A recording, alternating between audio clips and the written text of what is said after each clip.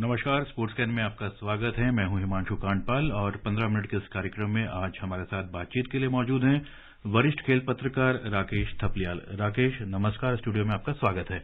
धन्यवाद हिमांशु।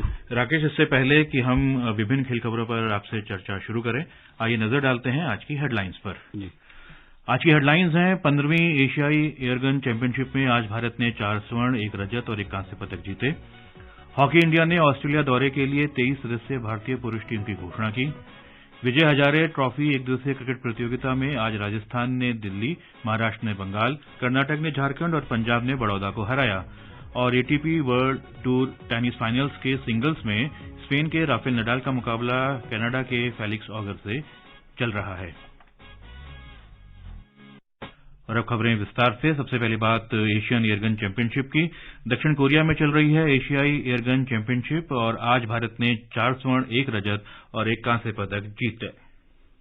पुरुषों की 10 मीटर एयर पिस्टल स्पर्धा में भारत के शिवा नरवाल ने स्वर्ण पदक जीत लिया है। फाइनल में शिवा ने दक्षिण कोरिया के पार्क दायहुन को 17-13 से शिकस्त दी। भारत के विजयवीर सिद्धू ने कांस्य पदक हासिल किया। जूनियर वर्ग में भारत के सागर डांगी ने अपने ही देश के सम्राट राणा को 17-13 से हराकर स्वर्ण पदक पर कब्जा किया। उज्बेकिस्तान के मुखामद कमलोव तीसरे स्थान पर रहे। पुरुषों और महिलाओं की युवा टीम ने भी 10 मीटर एयर पिस्टल टीम स्पर्धा में स्वर्ण पदक जीते हैं। संदीप बिश्नोई, साहिल और अमित शर्मा की पुरुष टीम ने कोरिया की टीम को 16-8 से हराकर स्वर्ण पदक जीता, जबकि कनिष्का डागर, यशस्वी जोशी और हरनवदीप कौर की भारतीय महिला टीम ने भी फाइनल में कोरिया की टीम को 16-10 से शिकस्त दी। इससे पहले कल जूनियर वर्ग में संदीप बिश्नोई ने पुरुषों की 10 मीटर एयर पिस्टल स्पर्धा में स्वर्ण पदक जीता था। महिला युवा वर्ग में कनिष्का डागर ने कांस्य पदक हासिल किया था। Mukesh Kumar, sports can.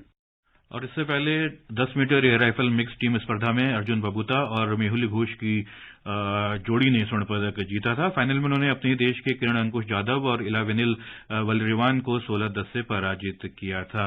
अगर हम एशिया एयरगन चैंपियनशिप की बात करें तो भारत, वैसे तो शूटिंग हो, एयरगन हो, राइफल शूटिंग हो, भारत एक पावर हाउस के रूप में पहले से ही जाना जाता है।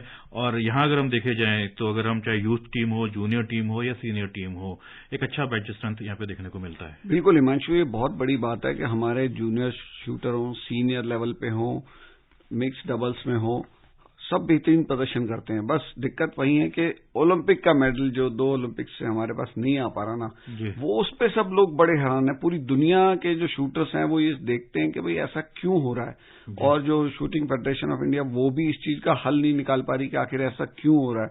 और कई बार हमारी चर्चा हुई बड़े अनुभवी शूटर्स के साथ भी, तो उन्होंने बताया कि कई बार क्या होता है कि जो बड़े नामी शूटर जब शुरुआत में वो फेल हो जाते हैं तो बाकी सारे शूटर्स के ऊपर भी प्रेशर आ जाता है, क्योंकि कितनी भी ये तैयारी कर लें, होता क्या है जो ओलंपिक का प्रेशर है वो कहीं ना कहीं हमारे शूटर्स पे हावी हो रहा है। इस चीज को शूटर्स भी मानते हैं, क्योंकि वरना ऐसा कैसे हो सकता है कि हमारे वर्ल्ड रिकॉर्ड होल्डर भी शूटर्स होते हैं, सारी प्रतियोगिताओं में मेडल जीतते हैं दुनिया भर में जाके, और लगभग पूरे साल इनका कोचिंग का प्रोग्राम चलता है, एक्सपोजर टूर्स चलते हैं इनके, सब कुछ बहुत बढ़िया चलता है काम। लेकिन कहीं ना कहीं जो ओलंपिक का नाम जैसे ही आता ना तो ओलंपिक का प्रेशर उनके ऊपर हावी हो जाता है। जी बिल्कुल, शायद ओलंपिक का प्रेशर उनके ऊपर हावी हो जाता है। अदरवाइज अगर हम बात करें वर्ल्ड चैंपियनशिप्स हों या कहीं पे भी वर्ल्ड कप हो रहा हो, किसी भी इवेंट में भारतीय टीम का दबदबा हमेशा रहता है, वर्ल्ड रिकॉर्ड्स बनकर आते हैं जैसे आपने कहा। और जब भी ओलंपिक्स के लिए कोटा स्थान हासिल करने वाली बात होती है, जो भी इवेंट्स होती हैं, जो भी प्रतियोगिताएं होती हैं, उनमें भी आसानी से कोटा हासिल कर लेते हैं। लेकिन वही खेलों का महाकुंभ ओलंपिक, और शायद नाम की वजह से, ओलंपिक के नाम की वजह से यहाँ पे उनको कुछ ये दबाव में आ जाते हैं। जी बिल्कुल, वो मैंने देखा ना शूटरों से भी बात होती है तो वो यही कहते हैं कि जब बड़े नामी शूटर जैसे ही फेल होते हैं तो बाकी सबके ऊपर उस चीज का प्रेशर आ जाता है। बस ये एक प्रेशर वो हटाने वाली बात है। जी बिल्कुल। और शूटिंग के बाद बात करेंगे हम हॉकी की। हॉकी इंडिया ने ऑस्ट्रेलिया दौरे के लिए 23 सदस्यीय भारतीय टीम की घोषणा कर दी है। अनुभवी ड्रैग फ्लिकर हरमनप्रीत सिंह को कप्तान बनाया गया है। अमित रोहिदास उप कप्तान होंगे। पेश है एक रिपोर्ट। भारतीय टीम ऑस्ट्रेलिया के साथ 5 मैच खेलेगी। पहला मैच 26 नवंबर को एडिलेड में खेला जाएगा। 23 सदस्यीय टीम इस प्रकार है। गोलकीपर पियाशी जेश और कृष्ण बहादुर पाठक, डिफेंडर जर्मनप्रीत सिंह, सुरेंद्र कुमार, हरमनप्रीत सिंह, कप्तान जुगराज सिंह, अमित रोहिदास, उपकप्तान मनदीप मोर, नीलम संजीव और वरुण कुमार, मिडफील्डर सुमित, मनप्रीत सिंह, हार्दिक सिंह, शमशेर सिंह, नीलाकांत शर्मा, राजकुमार पाल, मोहम्मद रहील मोहसिन, आकाशदीप सिंह और गुरजन सिंह। फॉरवर्ड मनदीप सिंह, अभिषेक, दिलप्रीत सिंह और सुखजीत सिंह। श्रुति गोयल, स्पोर्ट्स कैन। अगर हम टीम के सदस्यों के नाम पढ़ें और देखें सुने, जैसा कि अभी श्रुति ने बताया, जो टीम है एक अनुभवी खिलाड़ी भी हैं और फ्रेशर्स यूथ भी हैं, तो एक संयोजन यूथ और अनुभव का ये लेकर जा रहे हैं हम ऑस्ट्रेलिया। और शायद जो हमारे सेलेक्टर्स हैं या जो मैनेजमेंट है हॉकी इंडिया का, उनका ध्यान अगले साल वर्ल्ड कप पर है। हाँ बिल्कुल, और थोड़ा सा वैसे ये देखने में थोड़ा अजीब लगता है कि वर्ल्ड कप हमारे हिंदुस्तान में होना है और हमारी टीम जो है ऑस्ट्रेलिया में खेलने के लिए जा रही है, वो भी 5 मैच ऑस्ट्रेलिया के साथ, क्योंकि ऑस्ट्रेलिया की टीम हमेशा हावी रहती है, भारतीय टीम को बहुत बुरी तरह से रौंदती है। जी बिल्कुल, तो और हाल ही में जो राष्ट्रमंडल खेल हुए थे उसमें फाइनल जब खेला था ऑस्ट्रेलिया के साथ, तो उसका नतीजा भी सामने है। तो शायद कहीं ना कहीं कि ऑस्ट्रेलिया के साथ जब भी मैच हो वर्ल्ड कप में उस दबाव से मुक्त रहे भारतीय टीम। बिल्कुल, उस जो डर एक बैठा हुआ है, मुझे लगता है उसको दूर करने की कोशिश है कि इनके साथ ज्यादा मैचेस खेलेंगे ऑस्ट्रेलिया के साथ और उनकी कंट्री में जाकर खेलेंगे, तो वो जो हवा है उनका वो शायद खत्म हो सकेगा। और ये हॉकी इंडिया की एक अच्छी मुहिम है। दिलीप तिर्की पुराने हमारे इंडिया के कप्तान है, वो अब हॉकी इंडिया के प्रेसिडेंट हैं और एक अच्छी रणनीति चल रही है कि भाई आप जो लीडरशिप एबिलिटी है वो खिलाड़ियों में डेवलप करो। इसलिए नए नए कप्तान, अलग अलग खिलाड़ी कप्तान के रूप में बनाए जाते हैं, उप कप्तान बनाए जाते हैं, जिससे उनको भी एक अच्छा अनुभव हासिल हो सके और भविष्य के लिए आपको अच्छे कप्तान भी मिल सके, लीडरशिप क्वालिटी डेवलप हो खिलाड़ियों में, साथ साथ एक युवा और अनुभवी खिलाड़ियों का मिश्रण ऐसा रहे टीम के अंदर कि सब एक दूसरे से सीखे भी, और अनुभवी खिलाड़ी उनके ऊपर भी दबाव रहता है, क्योंकि युवा खिलाड़ी जब आते हैं और एक एक स्थान के लिए जब आपके पास 2-2, 3-3 प्लेयर होते हैं, तो खिलाड़ियों पे, अनुभवी खिलाड़ियों पे एक दबाव रहता है कि भाई युवा उनकी जगह लेने के लिए बिल्कुल दरवाजा खटखटा रहे हैं। जी बिल्कुल। तो बेहतरीन प्रदर्शन भारत का होता है और उम्मीद करते हैं कि इन मैचों के अंदर भारतीय टीम बेहतरीन वहां पर प्रदर्शन करेगी। ऑस्ट्रेलिया की शैली जिससे वो खेलते हैं, टीमों को रौंदते, न केवल भारत बल्कि दूसरी टीमों को भी काफी गोल मारते हैं, उनके वो एक बहुत ही आक्रामक खेलते हैं। तो उस आक्रामक को कैसे किस तरीके से करना है, लेकिन सबसे बड़ी चीज हिमांशु ये होती है कि कहीं आप दूसरी टीम की आक्रामकता को देखकर खुद भी वैसा ही खेलने की कोशिश करेंगे तो वो आपके ऊपर उल्टा भी पड़ सकता है चीजें। तो आपको अपनी ताकत को भी देखना होता है और दूसरी टीम की जो कमजोरी होती है, वो कमजोर पॉइंट्स मुझे लगता है ऑस्ट्रेलियन खिलाड़ियों के इनको पकड़ने होंगे। बहुत वर्षों से ये एक बहस रही है, डिबेट्स रही हैं। आप वरिष्ठ खेल पत्रकार हैं, कई खिलाड़ियों से भी मिलते हैं, ओलंपियन से भी मिलते रहते हैं कि भारत की अप्रोच क्या होनी चाहिए, क्योंकि आजकल जो हॉकी है वो बिल्कुल दमखम वाला खेल हो गया है, पहले वाली हॉकी नहीं रह गई है।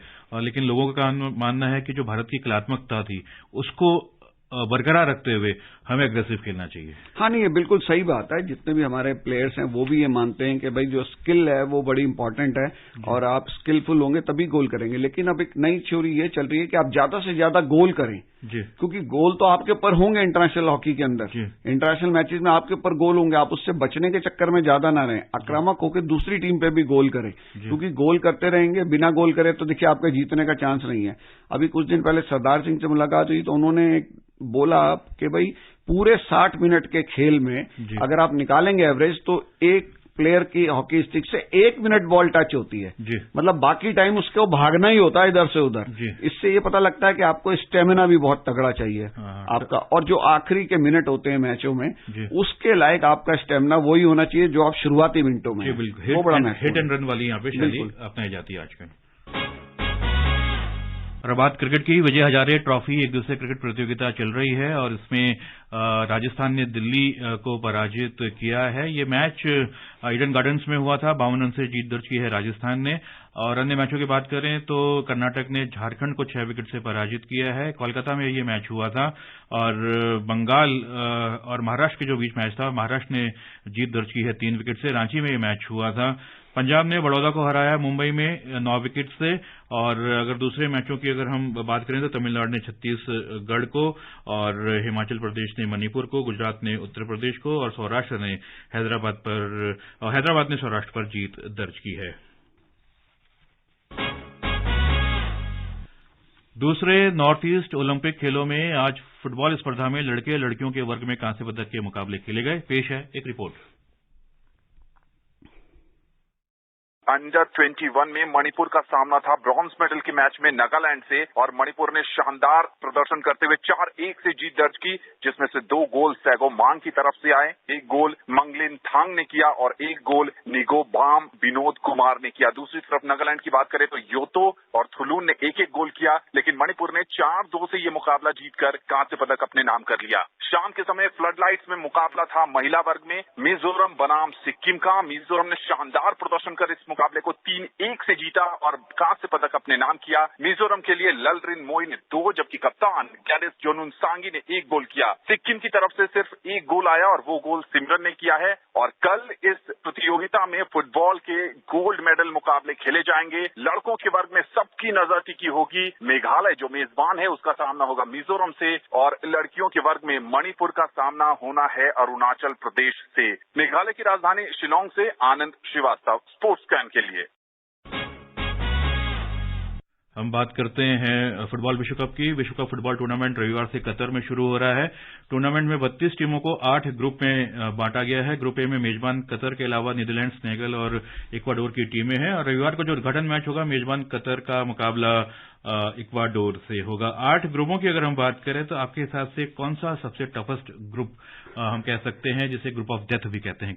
देखिए, अभी तो ये कहना बड़ा मुश्किल है। जैसे आप ग्रुप डी को अगर देखें तो उसमें जो है पिछला चैंपियन फ्रांस है, ऑस्ट्रेलिया है, डेनमार्क है, ट्यूनीशिया है, लेकिन वो ग्रुप और डेथ वाली बात ऐसी कुछ खास, जैसे ग्रुप ई को अगर आप देखें तो स्पेन है, कोस्टारिका, जर्मनी और जापान भी है। तो स्पेन और जर्मनी 2 बड़ी टीमें इसमें हैं। और अगर आप 5 बार सबसे ज्यादा खिताब जीतने वाली ब्राजील को देखें तो ग्रुप जी के अंदर वो है, लेकिन उसके साथ सर्बिया, स्विट्जरलैंड और कैमरून जैसी टीमें हैं। लेकिन लोगों की निगाहें जो ज्यादातर ब्राजील पे, पुर्तगाल जो ग्रुप एच के अंदर है, उसके साथ उरुग्वे है, साउथ कोरिया एशियन टीम भी है, तो लोगों की नजरें इस पे रहेंगी। लेकिन हिमांशु, सबसे बड़ी बात इसमें यह है कि हिंदुस्तान के लिए जो मैच हो रहे हैं ना, इनका टाइमिंग बहुत बढ़िया है कि वो आपके टाइमिंग दोपहर को 3:30 बजे से 6:30 बजे से 8:30 बजे 9:30 बजे, जो ग्रुप का आखिरी मैच होगा ना वो 12:30 बजे शुरू होगा, जो 2 तारीख दिसंबर माना जा रहा है, लेकिन वो 3 को होगा। तो ये एक अच्छी बात भारत के लिए है जी। और राकेश जी, कल ही जो खेल मंत्रालय है उसने खेल पुरस्कारों की घोषणा की है। मेजर ध्यानचंद खेल रत्न अवार्ड जो है शरद अचंत कमल को मिला है, जो टेनिस खिलाड़ी हैं, और ये अवार्ड की घोषणा होने के बाद क्या था उनका रिएक्शन, आइए सुनते हैं। I'm really happy that I was chosen as the Khel Ratna, and at the same time also get to hear that I've completed the maximum number of points without any comparison. That gives me a lot of satisfaction that I'm the best sports person for this year across all sports. I think really honored at this time, and I would say also really special that this is coming at this time of my career. ऐसा आया है कि इनको अचंत शरद कमल को इन्होंने बहुत जबरदस्त बरसों से बेहतरीन प्रदर्शन करते आ रहे हैं। और एक अच्छी बात यह है कि इनको लगभग कहते हैं कि कैरियर के एंड पर हैं, लेकिन जब इनको लगता है कि इनके कैरियर के एंड की तरफ है, ये और बेहतरीन प्रदर्शन करते जा रहे हैं, तो बड़ा मोटिवेट करने वाला होगा। और दूसरे खिलाड़ियों को भी कि अगर आप बेहतरीन प्रदर्शन करेंगे तो निश्चित रूप से आपको देश का सर्वोच्च खेल पुरस्कार मिलेगा और आप उसकी शान बढ़ाएंगे। उधर ATP world tour tennis finals में इस समय रेड ग्रुप के सिंगल्स में स्पेन के राफेल नडाल का मुकाबला कनाडा के फेलिक्स ऑगर से हो रहा है। और जब हम स्टूडियो की तरफ चले थे तो उस समय फेलिक्स ने पहला सेट 6-3 से जीत लिया था। शीर्ष वरीयता प्राप्त नडाल को पहले मैच में अमेरिका के टेलर फिट्ज से हार का सामना करना पड़ा था। उन्होंने अभी तक एटीपी फाइनल्स का खिताब नहीं जीता है। रेड ग्रुप के डबल्स में आज जीन जूलियन रोजर और मार्सेलो एरिवेलो की जोड़ी भी उन्होंने जीत दर्ज कर ली है। और इससे पहले कल रेड ग्रुप के सिंगल्स में सर्बिया के नोवाक जोकोविच ने ग्रीस के स्टेफानोस सितिस्पास को पराजित किया था और रूस के आंद्रेई रुबलेव ने अपने ही देश के डेनियल मेदवेदेव को पराजित किया था। बहरहाल समय नहीं है कि इस पर और दूसरी खेल खबरों पर राकेश आपसे चर्चा हम जारी रखें। बहरहाल आप स्टूडियो में आए, हमसे बातचीत की, इसके लिए आपका बहुत बहुत धन्यवाद। शुक्रिया। तो श्रोताओं, हिमांशु कांडपाल को दीजिए अनुमति और मिलते हैं कल स्पोर्ट्स कैन के एक नए अंक के साथ। नमस्कार।